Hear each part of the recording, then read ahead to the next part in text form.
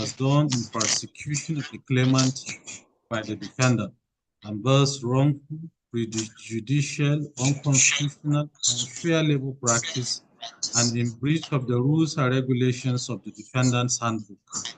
A declaration that it is unfair labor practice for the defendant to dismiss the claimant from its service on the grounds of theft without conviction of theft in any competent court of law and or indicted by any police or security agency report founding and or establishing the claimant's culpability in any theft act against the defendant, and thus the claimant's dismissal is in breach of the claimant's contract of employment, wrongful, prejudicial, unconstitutional, and a violation to the claimant's right to fair hearing and human dignity.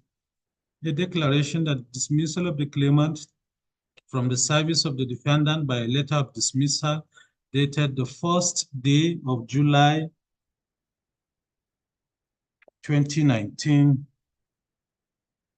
first day of July 2019, issued to the claimant by the defendant on grounds of theft without proof or conviction of theft by in any competent court of law and or indicted by any police or security agency report founding and or establishing the claimant's culpability in any theft act against the defendant is wrongful, prejudicial, character assassinating, unfair labor practice, and liable to damages.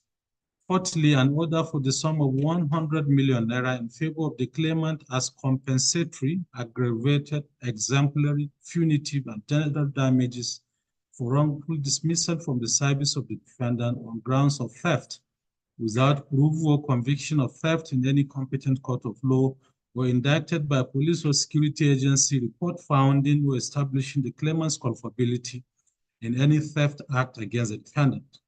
An order directing the defendant to publish in 2 daily national papers an apology to the claimant for the letter of dismissal dated 1st July 2019, which was issued to the claimant by the defendant, dismissing the claimant from service of the defendant on grounds of theft without proof or conviction of theft in any competent court of law or indicted by any police or security agency report founding or establishing the claimant's culpability in any theft against the defendant. An order setting aside the letter of dismissal dated the first day of July 2019 issued to the claimant by the defendant, dismissing the claimant from the service of the defendant on ground of theft without proof. An order reinstating the defendant from denying the claimant his terminal entitlements while in service of the defendant, improved that the claimant was dismissed from service on grounds of theft without proof. An order that the claimant is entitled to his contributory pension with Premium Pension Limited, being the sum of 724,833.98 kobo, as at the end of July 2019, as received from the pension fund manager message alert on the 6th day of July 2019. Interest at the prevailing commercial banks rates, the sum arrived at relief D and F. The claimant predicated his claim on the statement of fact and witness statement on oath filed on the 5th day of August 2019, and the reply and further witness statement on oath filed on the 22nd day of June 2020. The defendant, upon being served with the complaint, filed a statement of defense and 5 witness deposition on oath on the 12th day of March 2020. At the plenary hearing on the 19th day of November 2022, where the claimant called a sole witness, the claimant who testified for himself therein after refers to as CW1 identified his deposition filed on oath, which was made on the 5th day of August 2019 and 22nd day of June 2020, and adopted same as evidence in support of his case. CW1 thereafter tendered Exhibit CW001 to Exhibit CW009, respectively. On the 7th day of February 2022, the defendant opened his defense. Mr. Chinomso Okezi, herein refers to as DW1, testified for the defendant. DW1 identified his statement on oath filed on 12th day of March 2020 and adopted same as his evidence in support of the defense of the defendant. DW1 thereafter tendered exhibits DW001 and DW002. Mr. Godwin Ami, herein refers to as DW2, also identified his statement of both filed on the 12th day of March 2020 and adopted same as his evidence in support of the defense of the defendant. Mr. Joseph Nengak, herein refers to as DW3, identified his statement of both filed on 12 March 2020 and adopted same as his evidence in support of the defense of the defendant. Mr. Elishagood Mohammed, herein refers to as DW4, identified his statement of both filed on 12 March 2020 and adopted same as his evidence in support of the defense of the defendant. DW4 thereafter tendered exhibit DW003. Lastly, Mr. Robert, herein referred to as DW5, identified his statement of both filed on 18th day of January 2023 and adopted same as his evidence in support of the defense of the defendant. DW5 thereafter tendered exhibits DW004 to DW016. After the close of hearing of the suit, on the 22nd day of May 2024, the matter came up for adoption of final written address filed by counsel. Despite several adjournments at the instance of the claimant did not file his final written address. Neither was the claimant represented in court. And this court, pursuant to Order 38, Rule 9 of the National Industrial Court, Civil Procedure Rules 2017, foreclosed the claimant from filing the final written address in this case. Counsel for the defendant identified his final written address filed on 14th April 2023 and adopted same as his legal submission in the aid of the case of the defendant and urged this court to dismiss the suit. Let me briefly state the case of the claimant in brief,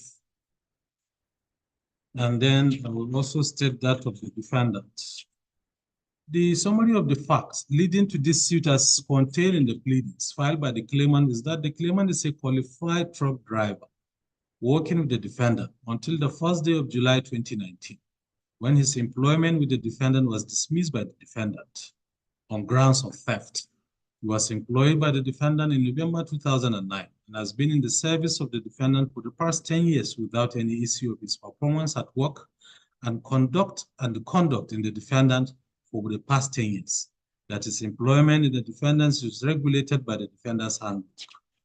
The claimant further stated that on the 14th day of June 2019, in the ordinary course of his work, he was instructed to go and deliver a truckload of 44,990 kilogram tons of bitumen from the defendant's office at Sapele to Tech Engineering Company Limited, Aloma, Kogi State.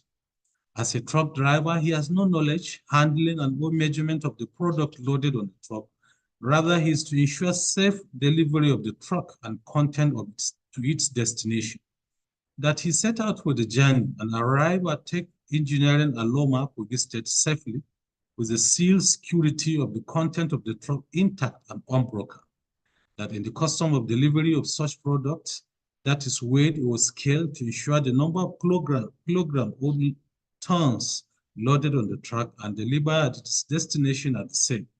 When the truck was weighed by the weigh bridge by the Tech Engineering site supervisor, it was alleged that the truck load was short of 1 ton of bitumen, as against the tons loaded 44,990 kilograms from Sapele office of the defendant. Said the difference in truck tonnage subjected to truck load to second weight bridge, wherein it was alleged that the truck load was short of 5 tons rather than the initial 1 ton shown of the truck load from Sapele office of the defendant. The differences in the weight bridge reading caused the Tech Engineering Company Nigeria Limited to try another vehicle, a Hilux van, which read 170 kilograms instead of about 5 to 6 tons. His truck was tried for the third time, and it read that the truck load was short of 4.5 tons instead of the 5 tons read for the second time. The difference in the weight bridge created doubt that the weight bridge was not working properly or that the weight bridge was being adjusted wrongfully.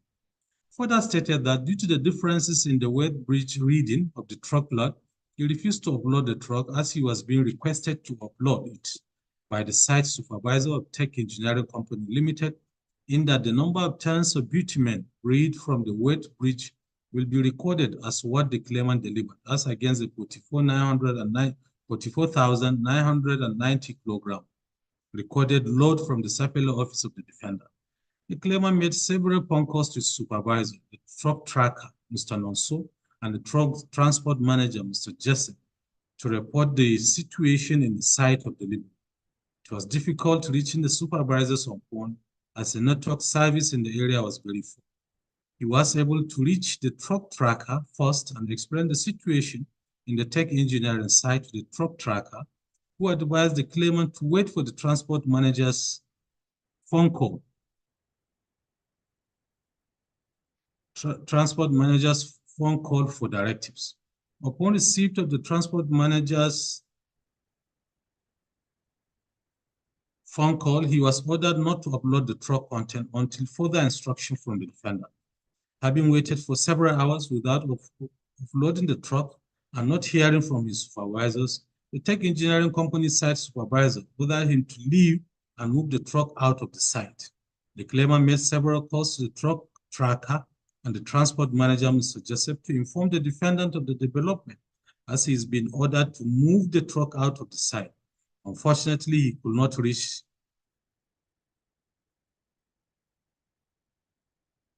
them.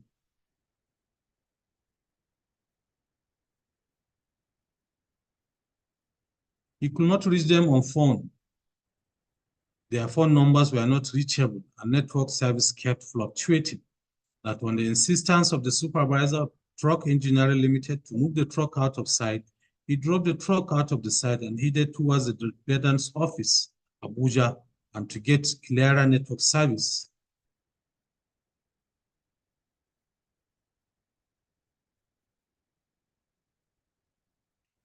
Clearer network service to put the supervisors on notice on the development. While moving or driving the truck towards Abuja, he was called by the defendant vehicle tracker, Mr. Nonso, inquiring from the claimant that it was noticed his truck was moving. He explained to Mr. Nonso the development on site from the site supervisor of tech engineering as being ordered out of the site for refusing to load the truck. Further stated that he thereafter received a call from Mr. Joseph, the transport manager, whom the claimant has explained the situation to earlier, and the claimant was ordered to reverse and return back to the tech engineering site by the transport manager. He reversed the truck and moved to Aloma, Kogi State, with only stopover at Ayangba Junction to buy foodstuff. That while buying foodstuff, he received phone call from Mr. Joseph, who inquired about the claimant's stopover, which the claimant explained it was for the purpose of buying foodstuff. While on the road, he received a message from Mr. Joseph in these terms: quote, "We will investigate all these tactics you are bringing. You guys are so difficult kind of people that simple instruction you will not be unquote. You simply want to sack yourself by what you are doing." He further stated that anytime there were disagreement between Mr. Joseph and the claimant, Mr. Joseph has always threatened to sack him from work. The threat from Mr. Joseph started when Mr. Joseph secretly approached him to be revealing or leaking information of the defendant's driver's activities, and he declined to such request. He drove the truck to tech engineering site and parked nearby, since he was not allowed to enter the site premises.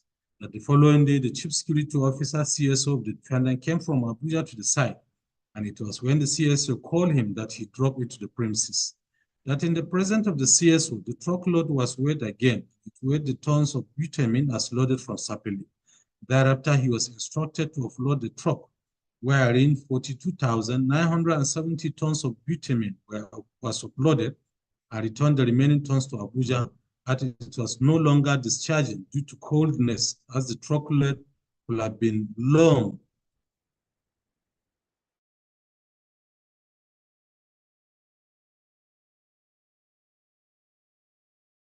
The truck was parked, and the defendant alleged to have taken sample of the butane to test, and thereafter claimed that the butane product has been adulterated. He is not aware whether the defendant any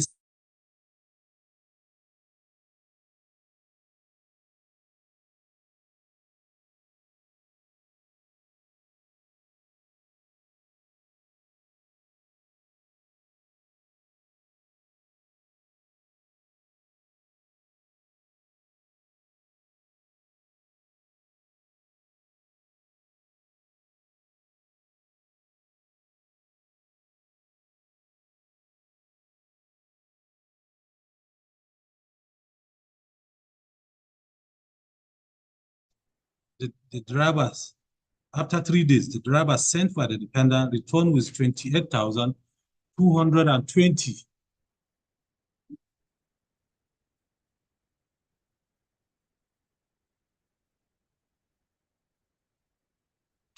42,970 tons of bitumen already discharged to Tech Engineering to Abuja.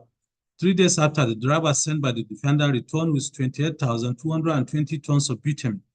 Tech Engineering Limited has already used 11 tons of bitumen discharged with without any complaint that the product was substandard and or adulterated.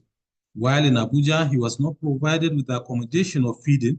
While waiting for further instruction from the defendant, he returned to Sapele, his primary place of work, on the 19th day of June 2019. Upon his return to Sapele on the 19th day of June 2019, he was immediately arrested by the defendant and brought to Sapele police station without recourse to a defendant's hand. He was detained and made to sleep in the Sapele police cell until the following day, the 20th day of June 2019, before he was granted administrative bail by the police. That on the 27th day of June 2019, he was called by the defendant to come to the office wherein he was issued with query letter dated 18th day of June 2019. And he responded to the said query and submitted the same to the defendant. The defendant served him with a letter of dismissal, dismissing him from the employment of the defendant on the grounds of theft, effective from 1st day of July 2019. The claimant stated that he was not queried on any act of theft. He was not heard on defense of any act of theft or found guilty by any competent court of law or quasi-judicial body, panel, or committee on issue of theft. That his dismissal from service of the defendant on grounds of theft is prejudicial, injurious, character assassinating, persecution in workplace, and unfair labor practice to damage his image, reputation, and name. He further stated that there exists contributory pension scheme in the defendant which he has been contributing. And the last message he received from Pension Fund Manager, Premium Pension Limited, on the 6th day of July 2019 was to the effect that his contribution pension balance is the sum of 724,833.98 kobo as of the end of June 2019. The letter of dismissal issued to him is highly prejudicial, aimed to tarnish his image in the workplace and among right-thinking members of the society, that he has been defamed by the letter of dismissal and now moves with disrepute, as he has been seen as a dishonest staff who steal from his employers. Since his dismissal from the defendant, he has attended job interviews, and the grounds of his dismissal from his last place of work has been denied him job opportunities for life. The claimant stated that he did not adulterate the defendant's product or any product and has never stolen the defendant's property throughout his years of service in the defendant. And there is no police report indicting him of any criminal act against the defendant, and that the defendant's ground of dismissing him from service is wrongful, injurious, unconstitutional, and aim at tarnishing his image for life. Let me briefly state the case of the defendant in brief. The defendant stated that the claimant was employed by GMB Logistics Nigeria Limited. His employment was transferred in 2016 to a defendant, following the merger of GMB Logistics Nigeria Limited into a defendant. During the employment of the claimant with the defendant and GMB Logistics Nigeria Limited, he had several disciplinary issues and was on several occasions issued with queries and warning letters. All the issues for which the claimant was queried had to do with fraudulently tampering with defendant's product entrusted to the claimant for delivery to the defendant's customers. They are all acts of gross misconduct. The defendant stated that apart from the defendant's handbook, the defendant also gave its truck drivers specific instructions contained in a memo to all drivers titled 10 Rules of Safe Driving for ring-gas truck drivers. It also issued a memo to staff of its operations division, under which the claimant worked in 2018, titled Memorandum RNL Operations Staff, that the gross weight of truck when it was loaded from the defendant's terminal was 73,150 kg, or 73.15 metric tons, that all of its truck drivers are trained to handle bitumen and to know the weight of the bitumen in their truck when they are loaded and discharged, by observing the taking note of the weight bridge used in weighing the truck on both occasions. That the claimant suspiciously parked his truck around Okene bypass without notifying or obtaining permission from the tracking team. When Chinom saw a case, the tracking team subsequently reached him on phone. The claimant claimed to have stopped to change a punctured tire. The truck was weighed at the customer side. It was discovered that it was 5 tons short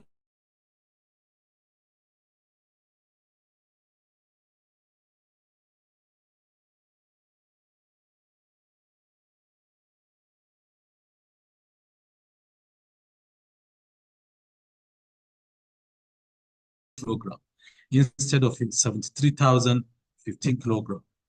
Abakar Basi then sent an email to the tracking team reporting the incidence of the shortage and requesting that they reach out to the claimant to find out what was happening. The Chinonso called the claimant, and the claimant confirmed that there was a shortage, however, below the weight breach of the customer. The claimant was asked by the customer to wait at its premises for further directives from the defendant, but the claimant refused and dropped out of the customer side. When the claimant was asked to return to the customer side, he failed to do so without explanation. An email written by Chinonso to the tracking team and other staff of the defendant on Saturday, June 15, 2019, at about 4:37 p.m., that Joseph Nangak, the line manager of the claimant, also called the claimant and instructed him to go back to the customer side. But the claimant failed to do so, but instead embarked on a frolic of his own. He later claimed to stop to buy food. Eventually, the tracking team could no longer track the vehicle as the GPS device was disconnected. Drivers who engage in theft of product are in the habit of disconnecting the tracking devices by removing the battery head of the trucks. This will disconnect the supply of electricity to the tracking device, thereby preventing the device from sending the location of the truck to the network for monitoring by the trackers. The trucks have mutual gears, so they could still move on when their batteries are disconnected. It is the belief of the defendant that the claimant disconnected the tracking devices to prevent the tracking team from monitoring his movement. That the purpose of the tracking devices installed in the truck is to track the movement of the trucks. That the tracking device is an advanced state-of-the-art remote artificial intelligence device that is connected to a vehicle and integrated to extract data that can be used in determining real-time location, events, and driving habits. The hardware comes with an internal GPS American and GLONASS Russian satellite system, and its configuration includes a built-in accelerometers for intelligent driver behavior. When its Chief Security Officer Godwin Army got to the customer side on Saturday, June 15, 2019, the claimant was nowhere to be found. All attempts to reach him on phone proved abortive as his phone line was off. The claimant reappeared the following day at the customer side, and when the truck was weighed, it weighed 73,015 kilograms. While discharging the product, it was discovered that the product contained a lot of foam. This was unusual as the product should not contain foam at all. The customer raised an alarm and stopped the process of discharge. At that time, 42,970 metric tons of the product had been discharged. 2,030 metric tons remain on board of the truck. It was decided that the remaining product be taken to a defendant's terminal in Pali FCT for lab analysis. And when the claimant brought the truck to the terminal, the sample of the product was taken by the lab scientist, Olusegun Mohammed, who also carried out the analysis. And it was discovered that the product had been adulterated with water. Apparently, the claimant has sold 5 metric tons before getting to the customer side on Saturday, June 15, 2019. When the shortage was discovered, the claimant, along with collaborators, added water to the product in the tank to bring the weight of the vehicle to the original weight it left Sapele.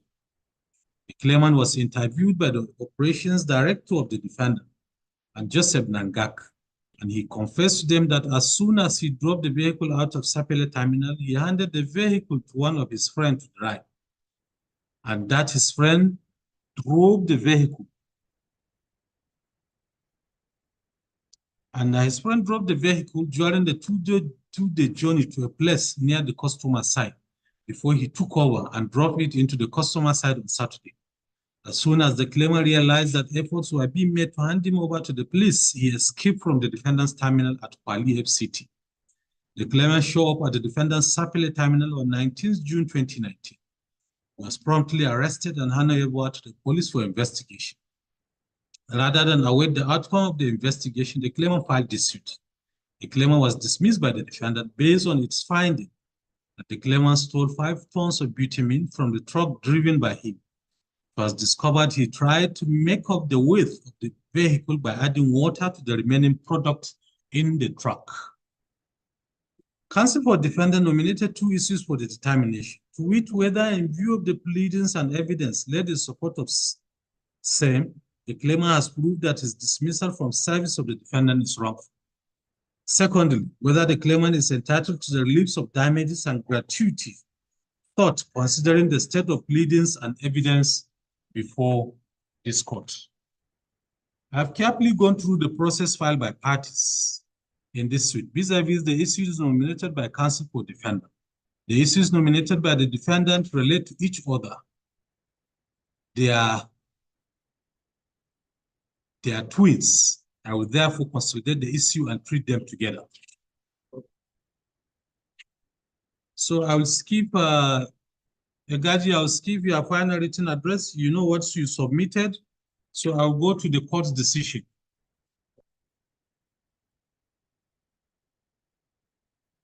Egaji, can you hear me?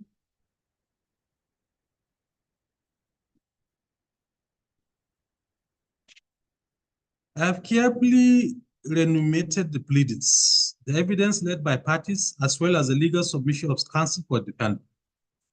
First thing first, a careful reading of the claim of the claimant vis-a-vis his relief thoughts against the defendant. It is glaring from paragraph 33 of the statement of fact, where the claimant stated that upon his return to Sapele on the 19th day of June 2019, he was immediately arrested by the defendant and brought to Sapele police station without recourse to a defendant's handbook. Again, relief 1 as contained in the statement of fact is tied to the defendant's handbook. I am in concord with the submission of the counsel for defendant, where he submitted that when an employee complains that his employment has not been properly determined, he has the onus to place before the court the terms of the contract of employment, and B, to prove in what manner the said terms were breached by the employer. It is not the duty of the employer as a defendant in an action brought by employee to prove any of those facts. Cited the case of Kato against Central Bank of Nigeria, and also the case of Amodu against Amodi. The law is well settled that it is the duty of an employee complaining of wrongful termination of employment to state the provisions of the statute that have not been complied with by the employer in the course of discipline, whether terminating of his employment or dismissal was wrong. Therefore, where an employee alleges wrongful termination or dismissal, the onus will usually be on him to prove wrongful termination or dismissal as the case may be. See the case of Onwusuku against Civil Service Commission. Notwithstanding the default of the claimant to state in specific the part of the employer's handbook, the defendant did not comply with the claimant as indicated in paragraph 43 of the statement of fact, that he was not queried on any act of theft. He was not heard on the defense of any act of theft and found guilty by any competent court of law. Though this abatement contrasts paragraph 35 and 36 of the statement of facts and exhibit CW005 and CW006, which indicate that the claimant was accused of product theft, adulteration, and gross misconduct. Paragraph 43 also raises the issue of fair hearing.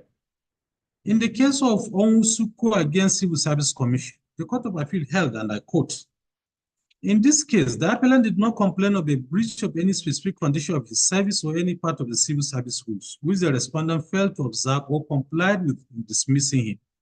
The appellant was actually complaining about being denied a fair hearing in the process, which led to his dismissal.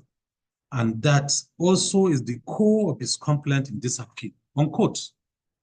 Even if the claimant fails to plead inexactitude, part of the defendant's handbook, which the defendant did not observe to have dismissed the claim, the fulcrum of the case of the claimant also borders on fair hearing, which this court cannot overlook. Thus, if the case of the claimant fails on the ground that the claimant did not state the particular part of the handbook the defendant did not observe before dismissing the claimant can still maintain this action on ground of fair hearing, and I so hold.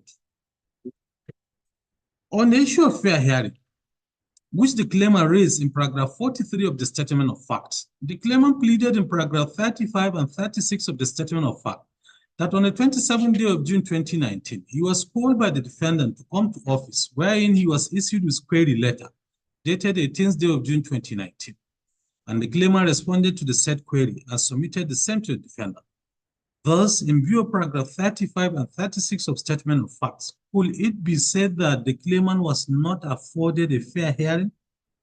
The position of the law is that where an employer accuses an employee of misconduct by way of a query and allows the employee to answer the said query, the employee answers the query before the employer takes a decision on the employment of the employee. That satisfies the requirement of fair hearing because he answered the respondent queries before he was dismissed from employment. See the case of Omonike against Unity Bank PLC.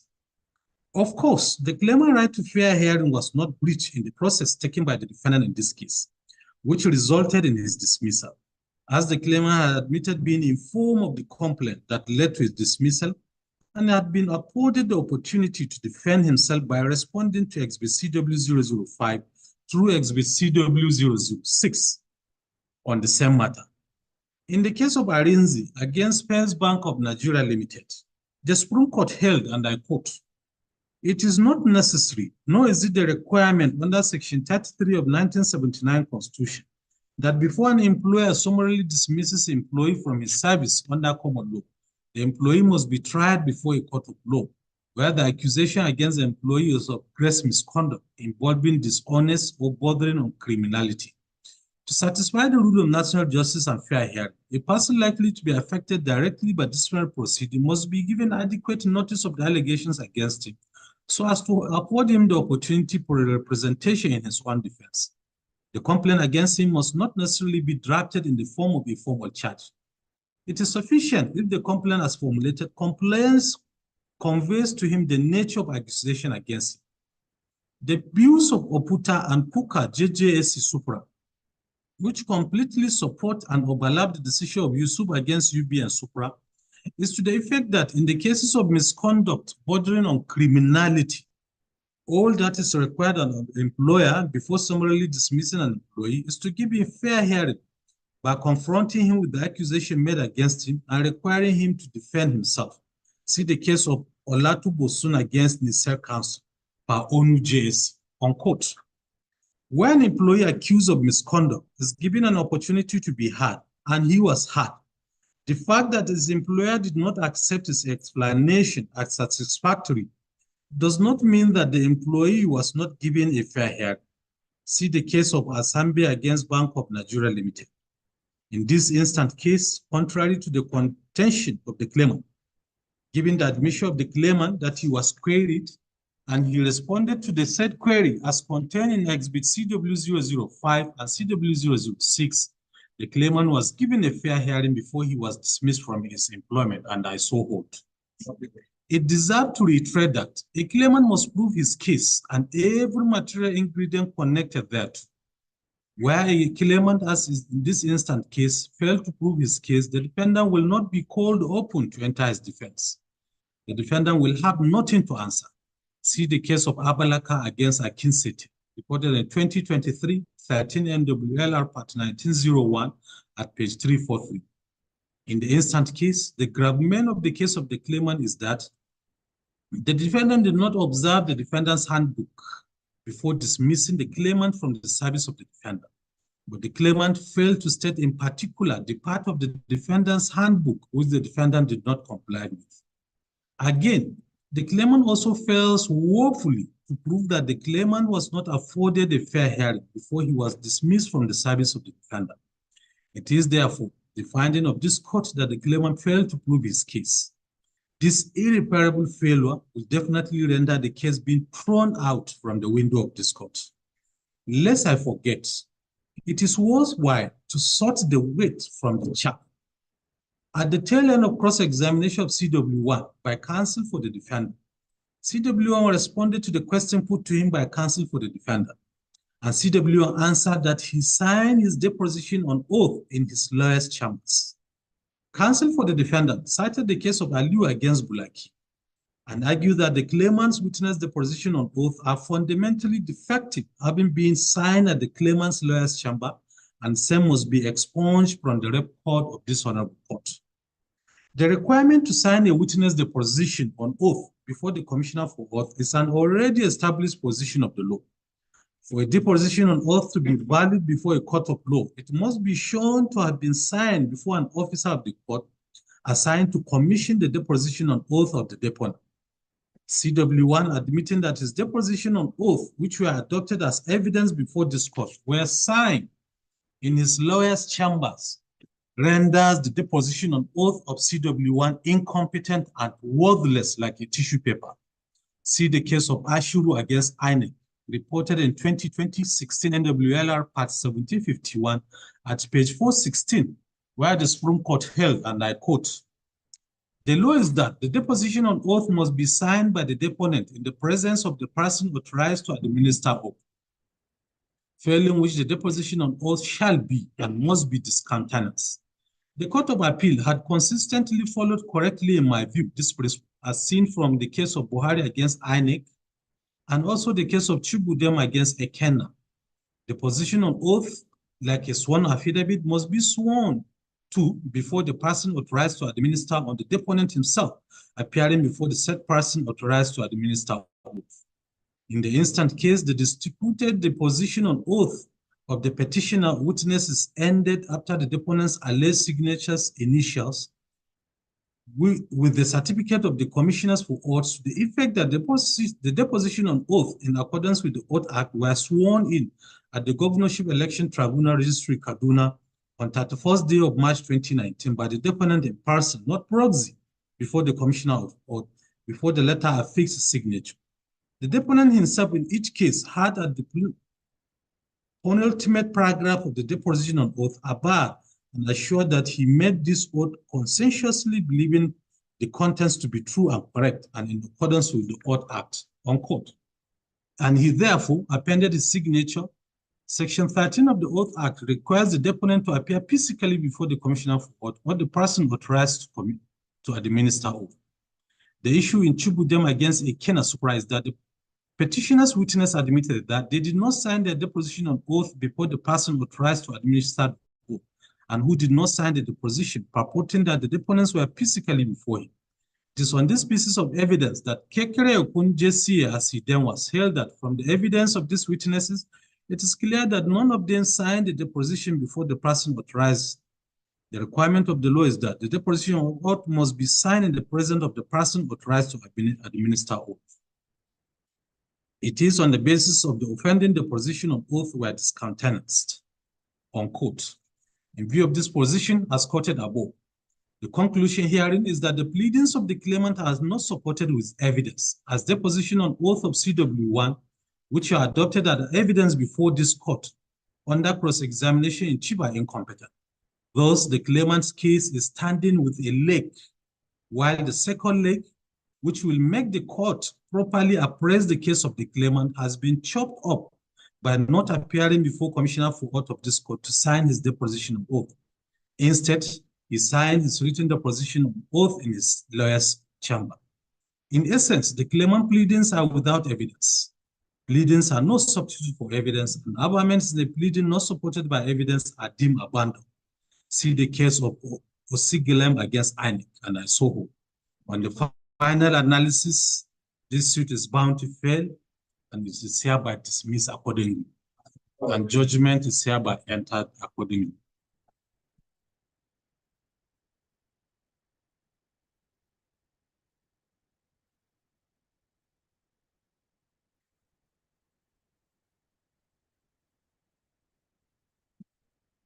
Yes, Egadi.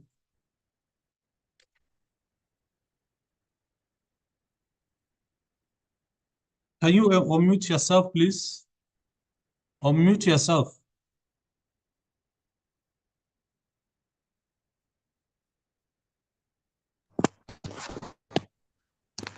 Yes. Yes, my lord. I want to appreciate my lord's industry in this judgment. It is actually an erudite judgment. I really appreciate my lord's industry. My lord, will be forced to ask for cost, sir. Cost. Yes, my lord. We are constrained to ask for cost. Is that contained in your pleadings? Yes, my lord, cost follows events. But if Uh, my lord is not inclined to take that, we can understand, sir. I make no order as cost. As God pleases, sir. Yes. Thank you, my lord. Thank you, my Judge. lord. Yes, my lord. What's happiness?